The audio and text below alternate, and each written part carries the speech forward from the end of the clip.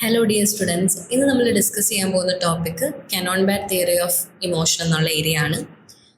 ഇതിനു മുന്നേ നമ്മൾ ചാനലിൽ ജെയിംസ് ലാംഗ് തിയറി ഓഫ് ഇമോഷൻ്റെ വീഡിയോ ഇട്ടിട്ടുണ്ട്. കാണാത്തവരാണെങ്കിൽ ആ വീഡിയോ കണ്ടതിന് ശേഷം Cannon Bard theory of emotion കാണുക. തിയറി ഓഫ് ഇമോഷൻ എന്ന് പറയുന്ന ഒരു ഏരിയ ഭയങ്കര ഇമ്പോർട്ടൻ്റ് ആയിട്ടുള്ള ഒരു ഏരിയ ആണ്. നമുക്ക് പലപ്പോഴും എല്ലാ രീതിയിലുള്ള എക്സാംസിനും ഈ തിയറി ഓഫ് ഇമോഷനിൽ നമ്മൾ ക്വസ്റ്റ്യൻസ് കാണാറുണ്ട്. അപ്പോൾ ഈ ഏരിയ ഒട്ടും സ്കിപ്പ് ചെയ്യാതെ തന്നെ നിങ്ങൾ കാണുക. സംഭവം സിമ്പിളാണ്. നമ്മളൊന്ന് ശ്രമിച്ചു കഴിഞ്ഞാൽ നമുക്ക് ആ ഏരിയയിൽ നിന്ന് അത്യാവശ്യം മാർക്ക് സ്കോർ ചെയ്യാവുന്നതാണ്. ഓക്കെ, അപ്പോൾ നമുക്കിനി തിയറിയിലേക്ക് കിടക്കാം. അപ്പോൾ നമുക്ക് കാനോൺ ബാറ്റ് തിയറിനെ കുറിച്ചിട്ട് പറയാം. കാനോൺ ബാറ്റ് തിയറി പ്രപ്പോസ് ചെയ്തിട്ടുണ്ടായിരുന്നത് രണ്ട് വ്യക്തികളായിരുന്നു, വോൾട്ടർ കാനോണും ഫിലിപ്പ് ബാർഡും. ഈ കാനോൺ ബാഡ് എന്നുള്ളൊരു പേര് കേൾക്കുമ്പോൾ പൊതുവേ നമുക്കൊരു തെറ്റിദ്ധാരണ ഉണ്ടാവാം, ഇതൊരൊറ്റ വ്യക്തിയാണോ എന്നുള്ളത്. ജെയിംസ് ലാംഗ് തിയറി കേൾക്കുമ്പോഴും അങ്ങനെ തോന്നിയിട്ടുണ്ടായിരുന്നു. ആ ജെയിംസ് ലാംഗ് തിയറി രണ്ടുപേര് പ്രപ്പോസ് ചെയ്തതുപോലെ ഇതും രണ്ടുപേര് തന്നെയാണ് പ്രപ്പോസ് ചെയ്തിട്ടുണ്ടായിരുന്നത്, വോൾട്ടർ കാനോണും ഫിലിപ്പ് ബാർഡും. വോൾട്ടർ കാനോൺ എന്ന് പറയുന്ന ആള് അദ്ദേഹം ഒരു അമേരിക്കൻ ഫിസിയോളജിസ്റ്റ് ആയിരുന്നു. അതേപോലെ ഹാർവർഡ് മെഡിക്കൽ സ്കൂളിലെ ഒരു പ്രൊഫസർ ആയിരുന്നു. ഈ സ്ട്രെസ് റെസ്പോൺസുകളെ കുറിച്ചിട്ടും ഇമോഷൻസിനെ കുറിച്ചിട്ടും നെർവസ് സിസ്റ്റത്തിനെ കുറിച്ചിട്ടൊക്കെ കുറേ സിഗ്നിഫിക്കൻ്റ് ആയിട്ടുള്ള കോൺട്രിബ്യൂഷൻസ് നടത്തിയിട്ടുള്ള ഒരാളാണ് വോൾട്ടർ കാനോൺ എന്ന് പറയുന്നത്.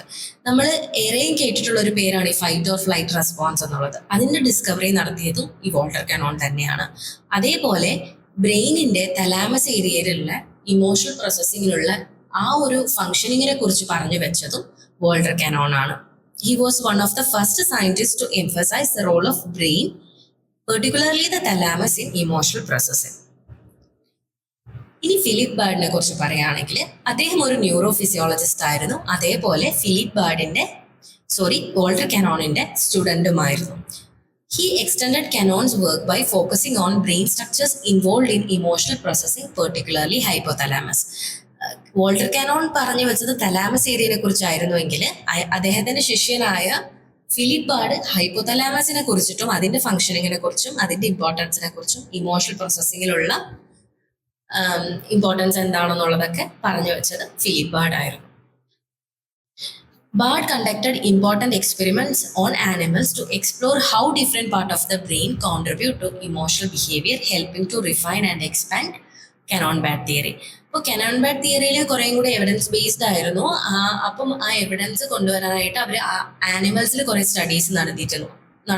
അത് മെയിനായിട്ട് ഫിലിപ്പ് ബാർഡ് ആയിരുന്നു ആനിമൽസിൽ ആ സ്റ്റഡീസ് നടത്തിയിട്ട് ഈ ഒരു കാനോൺ ബാറ്റ് തിയറി ഒന്നും കൂടെ റിഫൈൻഡ് ആക്കാനും അതുപോലെ അതിനെ എക്സ്പാൻഡ് ചെയ്യാനും ഒക്കെ വോൾട്ടർ കാനോണിന്റെ കൂടെ ഉണ്ടായിരുന്നത്. അങ്ങനെ രണ്ടുപേരും ചേർന്നിട്ടാണ് നമ്മളുടെ ഈ തിയറി പ്രപ്പോസ് ചെയ്തത്. ഇനി എന്താണ് കാനോൺ ബാറ്റ് തിയറി പറഞ്ഞു വെക്കുന്നതെന്ന് നമുക്ക് നോക്കാം. The Cannon Bad theory of emotion, proposed by Walter Cannon and Philip Bard, suggests that emotional experiences and physiological reactions occur simultaneously but independently in response to a stimulus. അതായത് ഒരു stimulus ഉണ്ടാകുമ്പോൾ നമ്മളുടെ ബോഡിയിൽ emotional experience ആയിക്കോട്ടെ അതുപോലെ physiological ആയിട്ടുണ്ടാകുന്ന reaction ആയിക്കോട്ടെ, രണ്ടും ഒരുമിച്ച് നടക്കുന്നു എന്നുള്ളതാണ് കാനോൺ ബാറ്റ് തിയറി പറയുന്നത്. ജെയിംസ് ലാംഗ് തിയറി പറഞ്ഞതിൽ നിന്ന് വ്യത്യസ്തമായ ഒരു രീതിയിലാണ് ഇവിടെ കാനോൺ ബാറ്റ് തിയറി പറഞ്ഞു വെച്ചിരിക്കുന്നത്. ആൻഡ് ഓൾസോ ഇത് ഒരുമിച്ച് നടക്കുന്നു എങ്കിലും ഇത് ഇൻഡിപെൻഡന്റ് ആയിട്ട് നടക്കുന്നു എന്നുള്ളതാണ് കാനോൺ ബാറ്റ് തിയറി പറഞ്ഞു വെച്ചിട്ടുണ്ടായിരുന്നത്. When an emotionally arousing event happens, the brain, specifically the thalamus, sends signals simultaneously to the body, which triggers physiological responses, and the cortex, which produces the conscious emotional experience. അതായത് നമുക്കിപ്പം emotionally എറോസിങ് ആയിട്ടുള്ള ഒരു event നമ്മൾ കാണുന്നു. For example, നമ്മളൊരു പാമ്പിനെ കാണുമ്പോൾ ഇവിടെ രണ്ട് റെസ്പോൺസും ഒരുമിച്ച് നടക്കുന്നു എന്നുള്ളതാണ്. നമ്മുടെ ബോഡിയിൽ ഉണ്ടാകുന്ന, നമുക്ക് പെട്ടെന്നൊരു പാമ്പിനെ കാണുമ്പോൾ നമ്മളുടെ നെഞ്ചിടിപ്പ് കൂടുന്നത്, നമ്മൾ വിയർക്കുന്നത്, ഈ ഒരു ബോഡിയിൽ ഉണ്ടാകുന്ന റെസ്പോൺസും അതേസമയം തന്നെ നമ്മുടെ ബോഡിയിൽ ആ ഫീലിംഗ് ഉണ്ടല്ലോ, ഒരു ഫിയർ ഉണ്ടാകുന്ന അല്ലെങ്കിൽ ആ പാമ്പിനെ കാണുമ്പോൾ നമ്മൾ പേടിക്കുന്ന ആ ഒരു ഫിയർ എന്ന് പറഞ്ഞ ആ ഒരു ഇമോഷനും അറ്റ് ദ സെയിം ടൈം സംഭവിക്കുന്നു. അത് സംഭവിക്കുന്നത് എങ്ങനെയാന്ന് വെച്ചിട്ടുണ്ടെങ്കിൽ നമ്മളുടെ ബ്രെയിൻ, അതായത് സ്പെസിഫിക്കലി പറയുന്നത് തലാമസ്, ഈ തലാമസ് ഏരിയ ഈ രണ്ട് ഭാഗത്തേക്കും നമ്മുടെ ബോഡിയിലേക്കും അതേപോലെ തന്നെ നമ്മളുടെ കോർട്ടെക്സിലേക്കും ട്രിഗേഴ്സ് അല്ലെങ്കിൽ സിഗ്നൽസിനെ കടത്തി വിടുന്നുണ്ട്. അങ്ങനെയാണ് നമുക്കിത് രണ്ടും ഒരുമിച്ച് എക്സ്പീരിയൻസ് ചെയ്യാൻ പറ്റുന്നതെന്നാണ് Cannon Bard theory of emotion പറയുന്നത്. ഒരു 2 മാർക്കിന്റെ ക്വസ്റ്റനിലൊക്കെ വന്നു കഴിഞ്ഞാൽ നിങ്ങൾക്ക് ഈ കാണുന്ന ഈ ഒരു പോർഷൻ എഴുതി വെച്ചാൽ തന്നെ ആ 2 മാർക്ക് കിട്ടാനുള്ള സംഭവമായി വേണമെങ്കിൽ ഒരു എക്സാമ്പിൾ കൂടെ എഴുതി വെക്കാം, അല്ലെങ്കിൽ എക്സാമ്പിൾ ചേർത്തിട്ട് ഈ തിയറിനെ നിങ്ങൾക്ക് എക്സ്പ്ലെയിൻ ചെയ്യാം. ഇനി നമുക്കിതിനെ കുറച്ചും കൂടെ ഡീറ്റെയിൽ ആയിട്ട് പറയാം. Key features of Cannon Bard theory. നിങ്ങൾക്കൊരു എസ്എ പോയിന്റ് ഓഫ് വ്യൂവിലൊക്കെ ഈ ഒരു സബ് ഹെഡിങ്സിന്റെ അണ്ടറിൽ എഴുതുന്നതായിരിക്കും കുറച്ചും കൂടെ ബെറ്റർ ആവുക.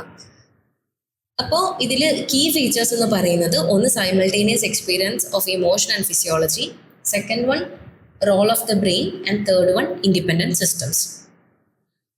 Simultaneous experience of emotion and physiology എന്ന് പറയുന്നത് നേരത്തെ നമ്മൾ പറഞ്ഞു വെച്ച സെയിം കാര്യം തന്നെയാണ്. അതായത് നമ്മളൊരു സ്റ്റിമുലസിനെ പെർസീവ് ചെയ്യുന്നു, അതിന് ആ ഒരു ടൈമിൽ നമുക്ക് എക്സ്പീരിയൻസ് ഓഫ് ഇമോഷനും നമ്മളുടെ ഫിസിയോളജിക്കൽ ചേഞ്ചസും സെയിം ടൈമിൽ നടക്കുന്നു എന്നുള്ളതാണ്.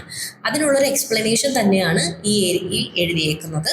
ഇവിടെ ഒരു എക്സാമ്പിളും കൂടെ ചേർത്തിട്ടാണ് എഴുതിയേക്കുന്നത്. ഓക്കെ, ഇത് ഞാൻ ജസ്റ്റ് ഒന്ന് വായിക്കാം.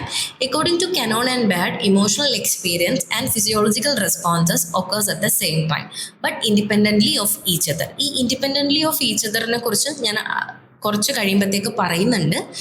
ഈ ഇൻഡിപെൻഡൻ്റ്ലി ഓഫ് ഈച്ച് അതർ എന്നുള്ളത് നിങ്ങൾ എഴുതാൻ വിട്ടുപോകരുത്, കാരണം അത് ഇമ്പോർട്ടൻ്റ് ആണ്. For example, if you encounter A dangerous situation such as seeing A snake, your brain signals both the emotional experience that is fear and bodies physical reaction such as increased heart rate, sweating simultaneously.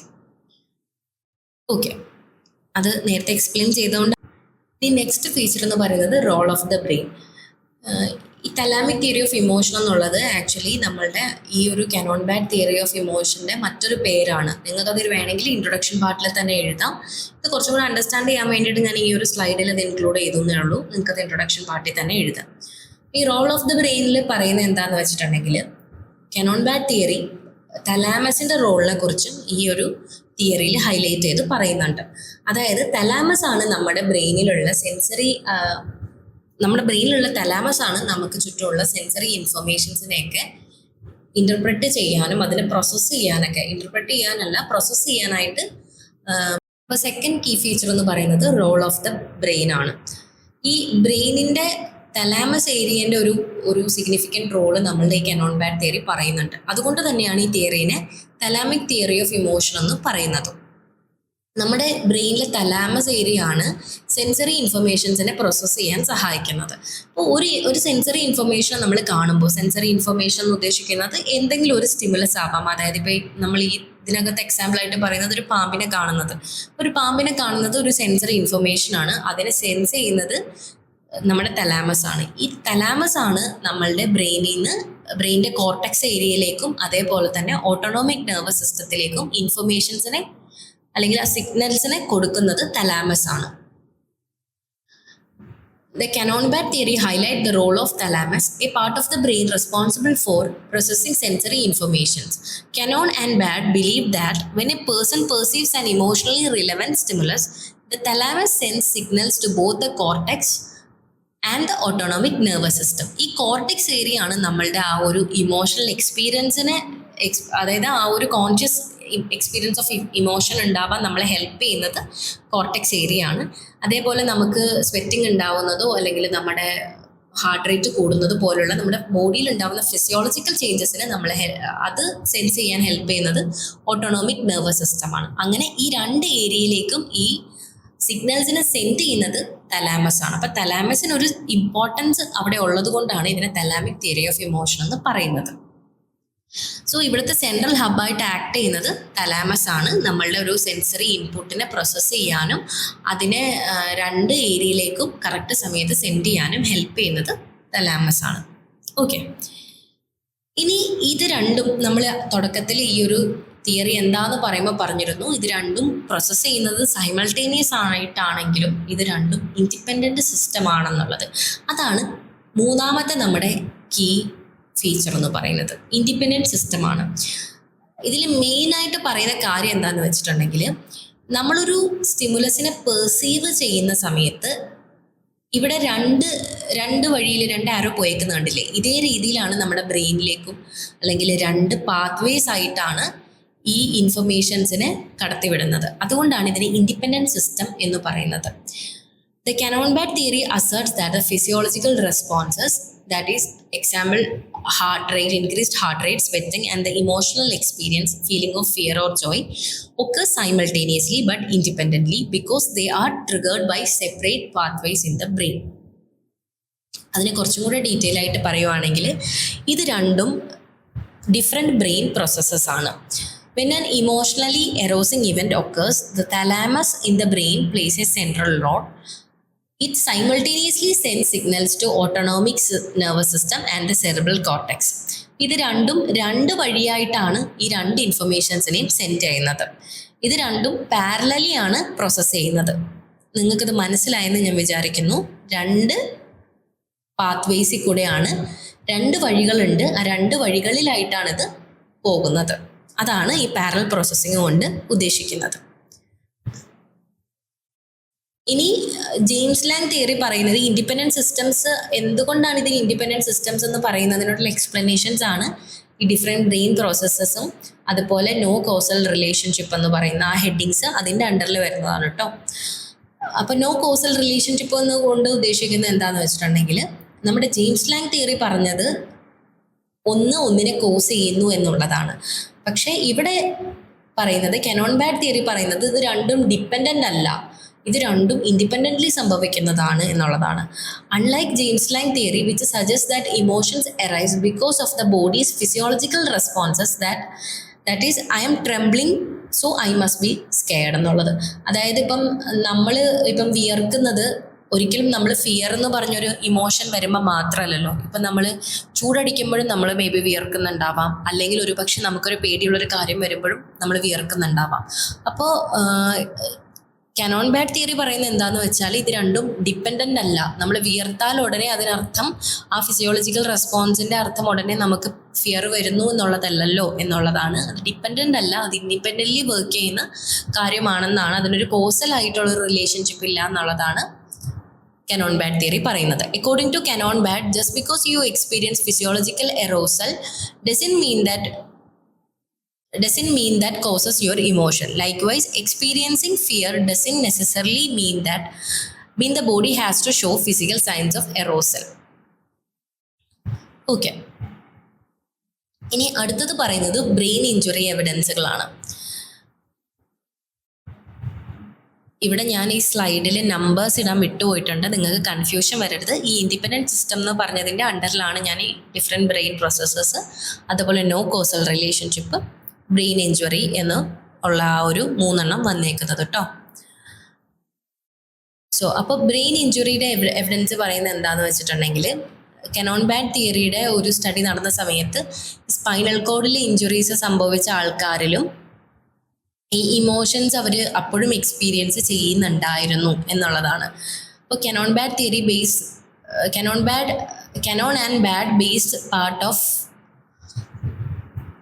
Cannon and Bad based part of their theory on evidence from patients with spinal cord injuries who still experience emotions even when their body's ability to register physiological changes was limited.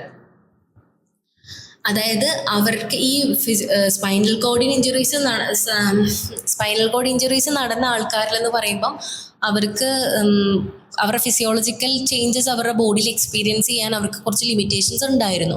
ഈ physiological responses അവരുടെ ബോഡിയിൽ കൃത്യമായിട്ട് experience ചെയ്യാത്തപ്പോഴും അവർക്ക് emotions വരുന്നുണ്ടായിരുന്നു എന്നുള്ളത്. അപ്പം അത് suggest ചെയ്യുന്നത് എന്താണെന്ന് വെച്ചിട്ടുണ്ടെങ്കിൽ ഇത് രണ്ടും ഇൻഡിപെൻഡൻ്റ്ലി നടക്കുകയാണ്, ഒന്ന് സംഭവിച്ചില്ലെങ്കിലും മറ്റൊന്ന് സംഭവിക്കാം എന്നുള്ളതാണ് ഈ ഇൻഡിപെൻഡൻ്റ്ലി കൊണ്ട് ഉദ്ദേശിക്കുന്നത്.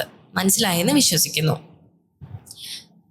ആൻഡ് ഓൾസോ ഈ കാനോൺ-ബാഡ് തിയറിയുടെ ഒരു അവർക്ക് ഈ പറഞ്ഞ പോലെ ഈ ബ്രെയിൻ ഏരിയനെ കുറിച്ചിട്ടൊക്കെ അവർ പഠിക്കാൻ വേണ്ടിയിട്ടും കൂടുതലും ആനിമൽസിൽ അവർ പല സ്റ്റഡീസ് നടത്തിയിട്ടുണ്ടായിരുന്നു.